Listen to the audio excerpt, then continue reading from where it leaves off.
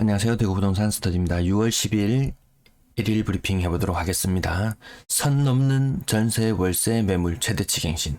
요즘 애들 말로는 뭐 넘섰네? 선 넘네? 이런 말들 하곤 하더라고요. 한국기업평가 보고서. 우리는 일본을 닮아가는가?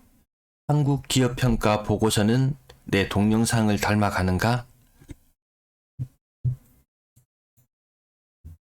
요거 과거의 일본 금리 상승 한 번, 두 번 하고 다시 세 번째 이어지는 이 모습.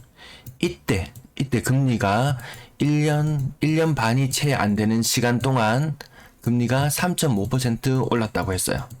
그때의 모습과 우리의 모습이 닮아 있다고 한국기업평가 보고서 어제자 제가 뉴스 신문 기사를 보다가 보니까 나오던데 우리도 금리를 인상하고 있는 이 시점과 맞물려 있어요. 금리가 더 급격하게 올라가면서 일본의 지가는 떨어진다. 우리의 주택 가격 지수는 떨어진다. 물론 금리 인상보다 1년 정도 후에 일본의 집값은 본격적으로 빠지기 시작했다는 이야기도 말씀드렸어요. 이 두 개의 이 차트를 비교하는 걸 본 순간 여러분 떠올리는 거 있으신가요? 아유, 제가 이거 멤버십 회원들만 보도록 비공개로 돌려놨고 실방송을 할 때 여러분들께 그때 언급 드렸었던 내용. 제가 요 부분, 요 차트라든지 여러 가지 차트를 가지고 와서 왼쪽에 있는 부분이 과거 일본의 차트를 가격을 급격하게 올리던 요 시점, C 시점, 우리가 지금 요 C 시점, 다시 C에 반복되는 요 시점, 금리가 가파르게 올라갈 거라는 이 시점. 그리고 추후에는 다시 우리는 다시 성장률과 금리가 같아진다는 그러한 전제하에 다시 저금리의 시대로 직면할 것이다. 우리는 일본처럼 갈 것인가 어떻게 될 것인가. 보고서의 내용은 제가 너무 요즘 피로도가 너무 쌓여서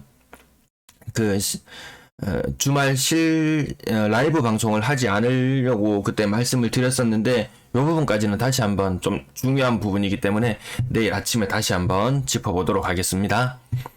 자, 요건 몇 주째 하락인가요? 30주째 연속 하락. 30주 연속 하락. 대구 마이너스 0.16. 서울 보합을 지키다가 다시 마이너스로 떨어졌는데 2연속 마이너스 서울 이어지고 있고요. 대구는 30연속 마이너스. 세종은 아마 마이너스 연속 50일 듯 합니다. 대구 지난번 마이너스 0.18에서 낙폭은 조금 축소되어서요. 0.16으로 근데 크게 의미 있어 보이진 않고요. 대구의 전세 지수 마이너스 0.23으로 지난번보다 낙폭이 더 커졌습니다. 이 낙폭이 커질 수밖에 없는 이유는 선 넘는 전세 물량 때문에. 매도 물량 오늘 소폭 증가 31,800건 정도에 머무르고 있고요. 선 넘는 물량 8,377 이 과거의 자료들 넘어가봐도 올해 거의 최고치의 물량인 것 같습니다. 8,377. 저의 예상치와 무려 월 말이 되면 한 거의 2,000건 가까이 차이 날지도 모르겠지만 어쨌든 전세 물량은 계속해서 선을 넘고 있습니다. 월세 물량 마찬가지로 선을 넘어가는 듯한 모습. 역대 최고치의 월세 물량. 임대 물량 선을 넘었습니다. 역대 최고치 상단선을 넘어버렸어요. 그러니까 전세나 월세나 이런 실거래 지수가 계속해서 빠지는 것 같습니다. 거래량 33건 중에서 신고가는 4건. 그때 5월에 거래가 20건 신고되었어요. 5월에 거래가 20건. 거래 신고는 남은 일수가 한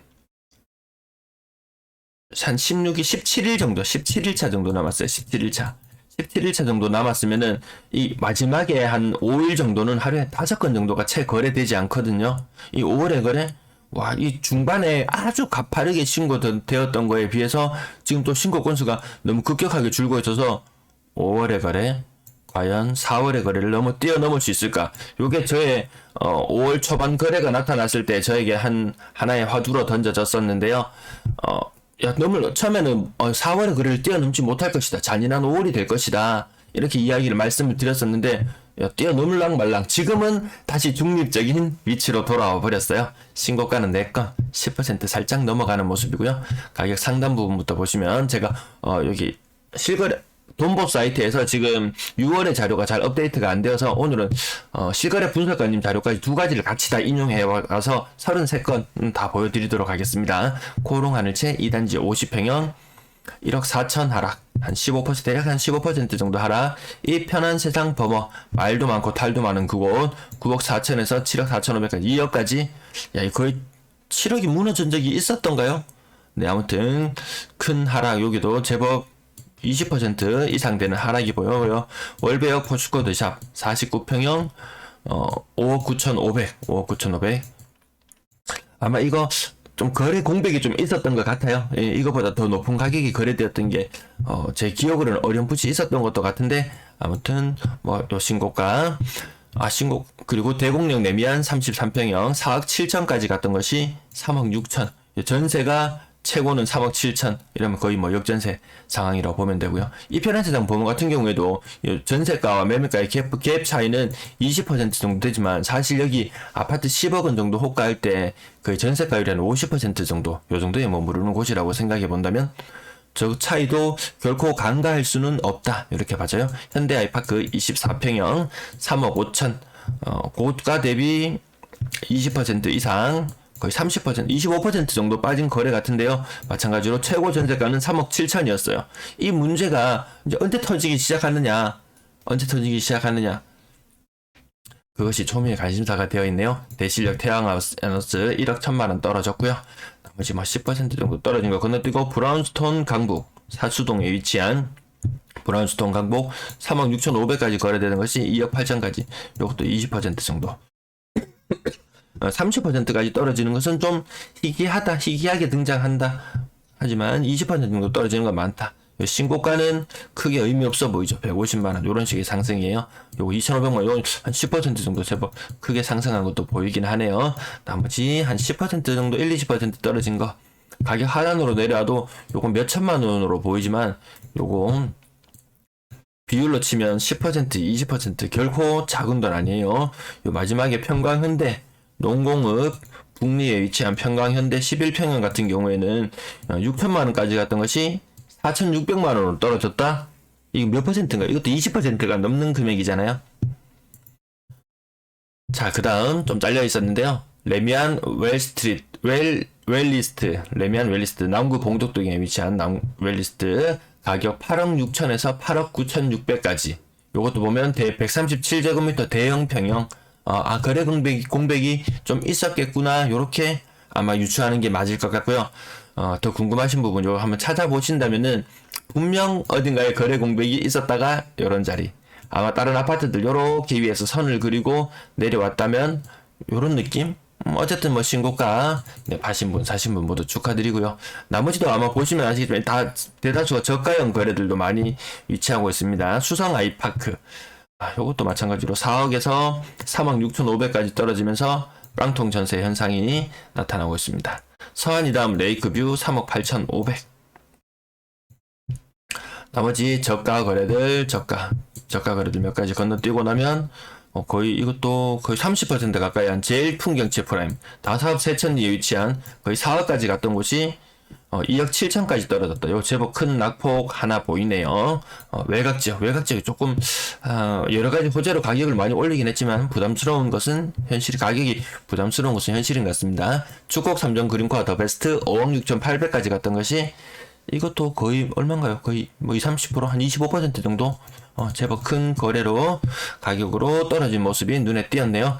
그러니까 제가 이런 가격들 6월달 거래를 왜 안 보여주냐 이렇게 굳이 이야기 안 하셔도 될 정도로 5월의 거래, 6월의 거래 닮아 있습니다. 오히려 6월의 거래가 조금 더 가격 낙폭이 더 큰 것이 충격적으로 보여지긴 하네요. 최대한 저는 워낙 봐야 될 자료는 많습니다. 우리는 최대한 단순화시킬 필요가 있다. 그나마 제가 단순화시켜서 꼭 필요한 것들만 시청자분들이 꼭 필요한 자료들만 전해드리려고 하지만 그래도 양이 좀 점점 많아지는 것 같다. 이렇게 해서 점점 방송 시간이 길어져서 늘 죄송한 마음뿐입니다. 가격대별 거래량 6월의 거래량 껌딱지가 되어 있고요. 3분 미만 거래 비중 다시 올라가는가? 야, 이제 살 사람 다 샀나? 이런 느낌도 들고, 요 부분도 계속 관심있게 저는 지켜보고 있습니다. 6억 이상 거래량은 큰 힘을 쓰지 못하고요. 비율마저도 살짝 반등, 대선을 이용해서 살짝 반등하면서 뭔가 분위기를 조성해 보려고 했지만, 시장의 반응은 냉담하기만 하네요. 분양권 2건 중에서 신고가는 없었고요. 교조역 하늘젠 뉴센트원 3억 한 최고 대비는 뭐 이거 따지면 한 거의 20% 가까운 하락이고요. 다사역 힐스테이트 다사역 한 최고가 대비 10% 정도 하락한 거래도 보이는데 최근 요것보다 더 싸게 사업보다 더 싸게 된 것들도 많이 보였던 것 같은데 2층임에도 불구하고 제법 비싼 가격에 사셨는 것 같다. 아파트 전세 거래량 44건 중에서 신고가는 1건, 신고가 1건. 거래량도 많지 않아요. 지금 다 줄어들고 있습니다. 5월의 거래량도 결코 많은 모습은 아니에요. 왜? 일반적인 예년의 흐름, 이 평균의 흐름을 따라간다. 과거를 답습해 나간다. 근데 과거랑 똑같은 거래량이다. 그러면 좀 문제가 있는 거예요. 왜? 지금 그때보다 아파트 수가 더 많아졌거든요. 가격 상단 부분부터 쭉 보시면 신고가가 하나도 눈에 띄지 않습니다. 억 단위로 하락한 것만 동그라미 치면서 넘어가 보면 몇 개 정도 되는지 10개 중에 6개 정도는 억 단위로 하락했구나. 이렇게 대충 분위기만 파가지고 넘어가시면 될 것 같습니다. 한 7천만 원 떨어졌는 건 제껴놓고 하나 둘 셋 넷 5개 요 중에서도 절반 정도 다시 가격 부분 한번 보실게요. 최근에 입주했는 아파트들 가격이 아마 최근의 흐름들을 가장 잘 보여줄 듯 합니다.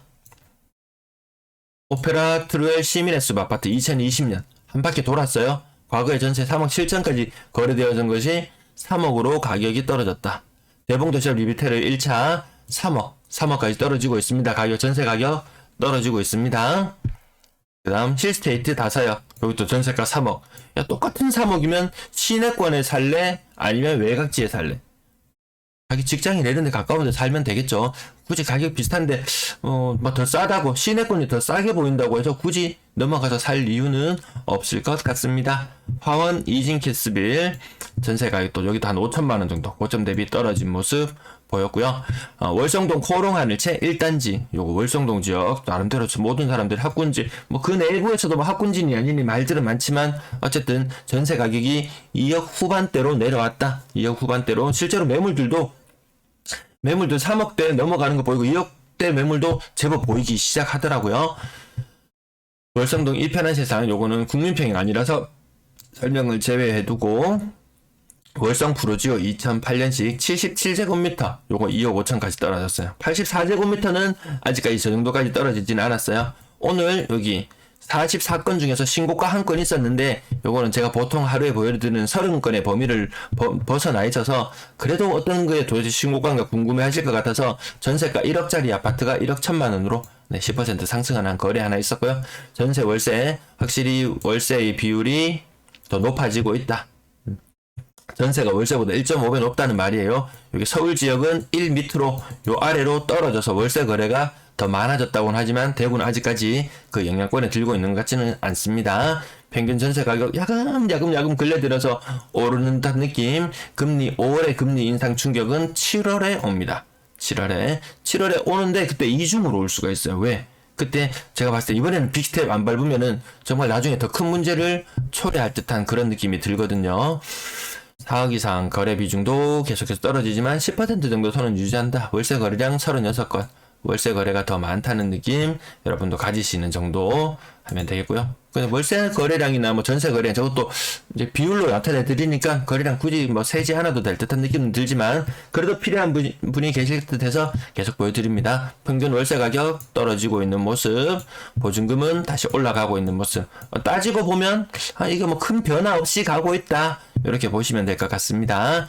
임대 거래량 5월 현재 1855건. 신고율은 분명히 높아졌을 거예요. 하도 말이 많고 해가지고 신고율이 높아진 거에 비해서 거래량이 생각보다 임대 거래량이 많이 늘지는 않았다.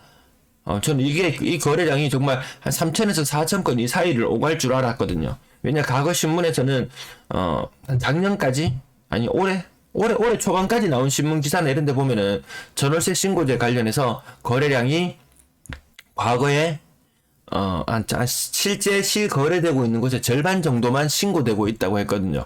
그럼 이 거래량이 확 점핑을 해야 되는데 정말 근데 전월세 거래량이 많이 줄어서 신고율은 높아졌는데도 불구하고 거래량이 예년을 살짝 웃도는 수준이라면 뭔가 좀 문제는 있는 것 같아요.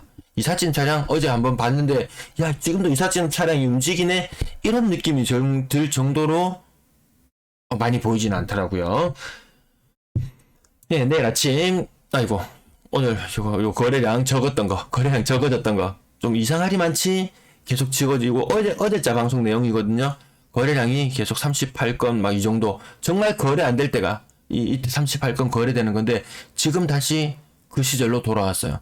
6월 1일이 되면은 보통 일반적으로 거래량이 확 6월 달이 되면은 거래량이 확 늘어나요. 왜?